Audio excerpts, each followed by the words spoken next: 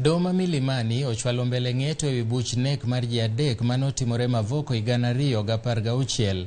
Jang'ad bura Daniel Ogembo ochoro ng'eto nyaka tarik 16 dwe mar 12 higani, kolero ni jang'ad bura Jesse Lesit mochung'ne burano ne ok nyal yudore kawuono. Burano manochwal e nyim doho higni 4 mokalo noyudo apisas 4 mag obila kod jachiw wach margi gi keth mar lal kendo nek mar okil Willy Kimani, Joseph Mwenda kod Joseph Muiruri manowit ringregi e aora Oldonyo Sabuk tarik 23 higa 2016. Achijogo gin Leonard Mwangi, Stephen Cheburet, Frederick Leliman, Sylvia Wanjiku to kod Peter Mwangi. Is that the probation officer's sentence reports have been filed.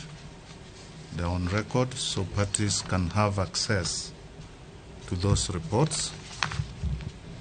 And number 2, as suggested by the defense are at liberty to file any further submissions that they wish to.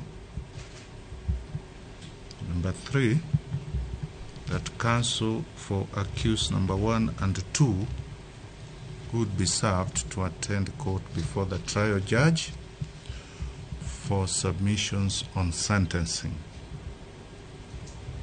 Number 4, on the issue of diet raised by accused number 2,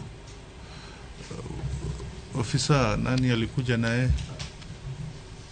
Yes, I am just suggesting, because that's a matter that could involve medical observation, please present him before the in charge of the prison clinic. If there are any recommendations to be made on any special diet, I think the officer in charge is able to do that. So take him before that officer. And lastly, we'll have this matter fixed before the trial judge, Justice Lesit, on 16th of December 2020.